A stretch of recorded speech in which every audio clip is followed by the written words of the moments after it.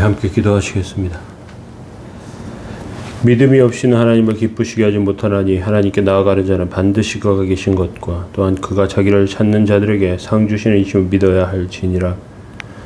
거룩하신 하나님, 주의 은총과 은혜 감사합니다.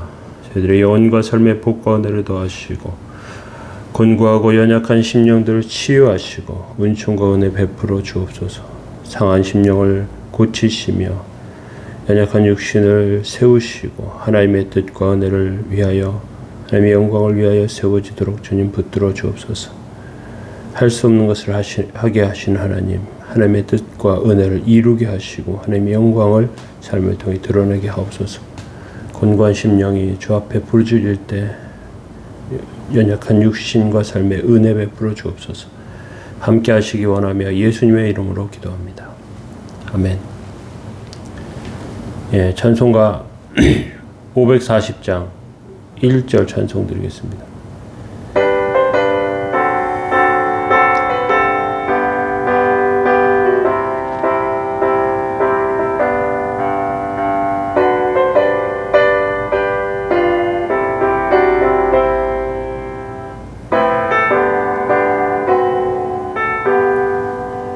주의 음성을 내가 들으니 사랑한단 말일세. 믿는 마음으로 주께 가오니 나를 영접하소서. 내가 매일 십자가 앞에 더 가까이 가오니 글쎄 주의 흘린 법의 피로써 나를 정케 하소서. 함께 보실 말씀은 시편 86편 12절에서 17절 말씀입니다. 주 나의 하나님이여, 내가 전심으로 주를 찬송하고 영원토록 주의 이름에 영광을 돌리오리니 이는 내게 향하신 주의 인자하심이 크사 내 영혼을 깊은 수월에서 건지셨음이니이다. 하나님이여, 교만한 자들이 일어나 나를 치고 포악한 자의 무리가 내 영혼을 찾아 싸우며 자기 앞에 두지 아니하였나이다. 그러나 주여, 주는 긍휼히 여기시며 은혜를 베푸시며 노하기를 더디하시며 인자와 진실이 풍성하신 하나님이시오니 내게로 돌이키사 내게 은혜를 베푸소서. 주의 종에게 힘을 주시고 주의 여종의 아들을 구원하소서. 은총의 표적을 내게 보이소서. 그러면 나를 미워하는 자들이 보고 부끄러워하오리니 여호와여, 주는 나를 돕고 위로하시는 이시니이다. 아멘. 네. 오늘 시편 86편 마지막 말씀으로 나누도록 하겠습니다. 시편 86편은 가난한 자들의 기도라고 할 수 있습니다. 가난하면 심령이 가난함으로 하나님 앞에 서게 됩니다. 하나님 앞에 옹리부리지 아니하고 교만하지 아니합니다. 엎드려 주 앞에 부르짖고 곤고한 삶과 육체에 하나님의 은혜 베푸시길 간구합니다. 그러면 하나님은 큰 은혜 베푸시고 기도를 들어주십니다. 또 가난하면서 하나님을 발견하게 됩니다. 이런 하나님 저런 하나님 아는 것이 아니라 삶을 통해서 하나님을 체험하게 됩니다. 이제 오늘 12절부터 17절 말씀을 통해서 당면한 당면한 어려움에 대한 기도를 드리는 가난한 심령들을 발견하게 됩니다. 다윗은 왕이 되었습니다. 가난에서 벗어났습니다. 영화와 부귀를 누렸습니다. 권세를 가졌습니다. 그런데 다윗에게 시련이 계속되었습니다. 내란과 아들과 그 신하들의 반란 같은 것들이 있었습니다. 과거 가난할 때 가졌던 궁핍과 결여의 부족한 것 때문에 생기는 어려움보다 훨씬 복잡하고 어려운 시험이었습니다. 한마디로 지옥과 같은 모습입니다. 13절에 이렇게 고백합니다. 이는 내게 향하신 주의 인자심이 크사 내 영혼을 깊은 수월에서 건지셨음이니이다. 수월은 지옥을 말합니다.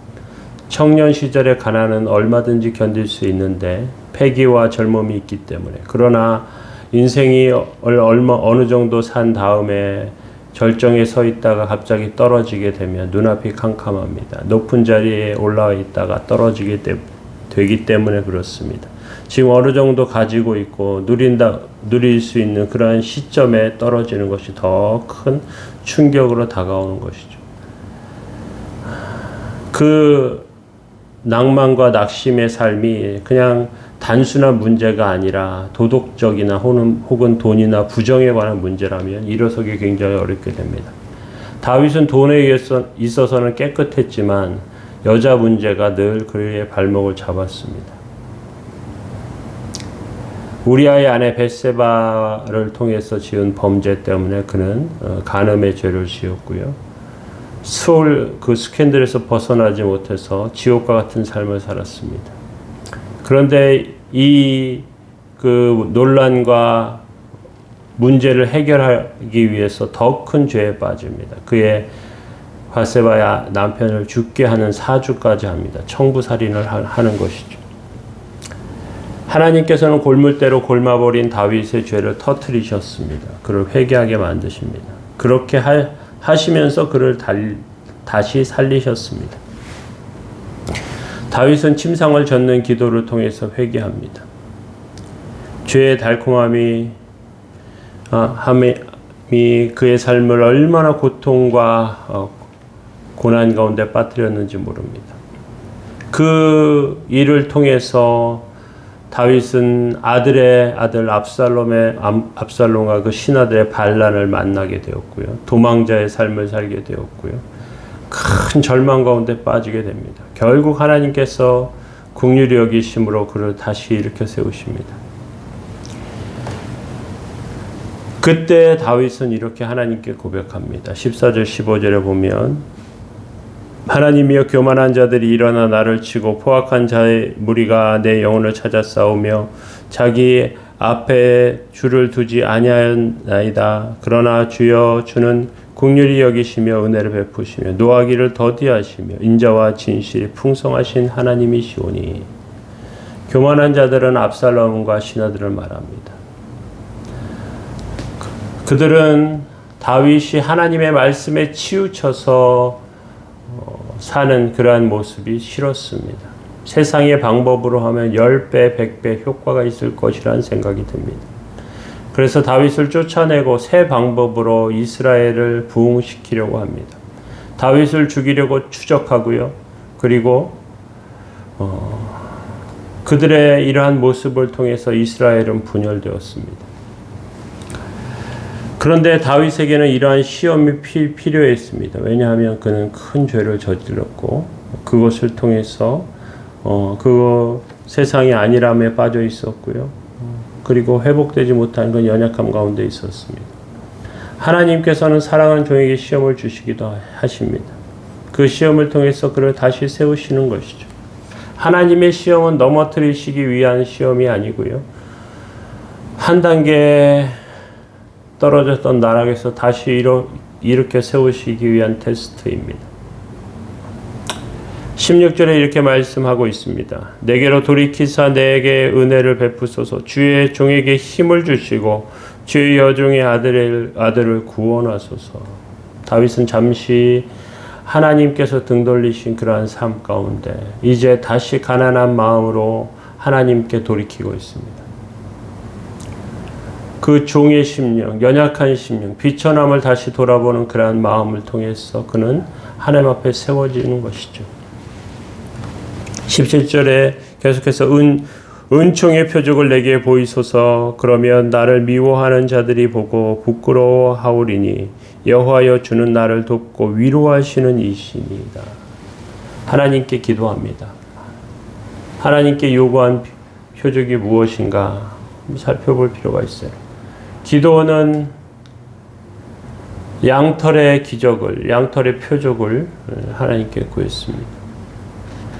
삼손에게는 머리카락이 다시 자라는 표적이 필요했습니다. 이것은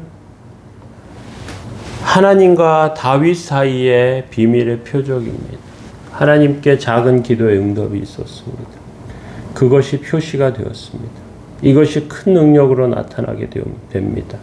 원수들은 부끄러워하게 되는 것이죠. 하나님은 선하시고 우리를 돕기를 원하시고 위로하시는 분이십니다.